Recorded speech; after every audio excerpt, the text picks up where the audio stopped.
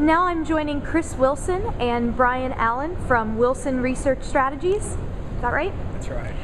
And just wanted to ask you all, you're about to present a paper on, it's got a very long title, but I would shorten it to say persuasion versus turnout. If you could tell us a little bit about that research.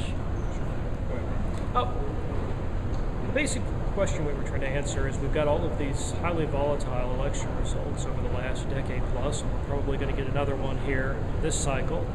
And we see two different narratives about what's driving the results. Is it some subgroup got really excited and turned out, or is it we moved, or a particular group of voters, usually that sort of swing voter, independent voter in the middle, got moved? And so what we did is basically tried to take the American National Election Survey data set, turn it into a quasi-panel using some classification analysis, and then use panel data statistics to estimate a response function to determine which one mattered more. And to give away the punchline from a few minutes from now, persuasion matters a whole lot more. Changes in opinion amongst certain groups matter a whole lot more than changes in turnout amongst groups. So if you want to win elections, you got to go persuade voters. That's really it from a practitioner's approach. It's important for us to find out what is it more important to spend resources on. Is it about persuasion or is it about turnout? And so we want to spend a lot of time and statistically analyze the data in a format that we can quantitatively answer that question. And we feel like we've gotten about as close as you can. And so from there, it makes us better at doing our jobs and work with our clients to help advise them as to how they best need to spend their resources. Again, is it about turnout? Is it about persuasion? And I think we can help draw that line a lot more clearly now. One of the narratives that often comes up, particularly in an off-year election, is that these elections are theoretically about the base.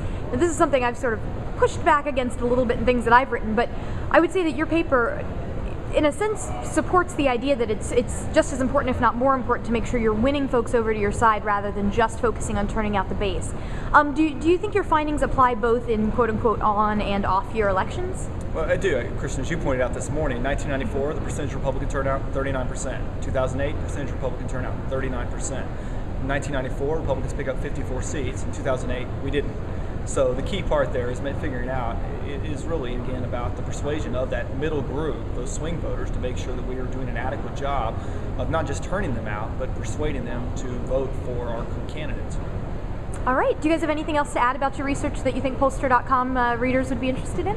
Well, I think the only thing to say about it is this is sort of the first shot of a bigger arc of research we're going to do using this kind of quasi-panel approach. And so we'll have hopefully a lot more and a lot of additional interesting things to say about how voters make up their minds and what that means for those of us on the campaign side in conferences and days and weeks and months to come.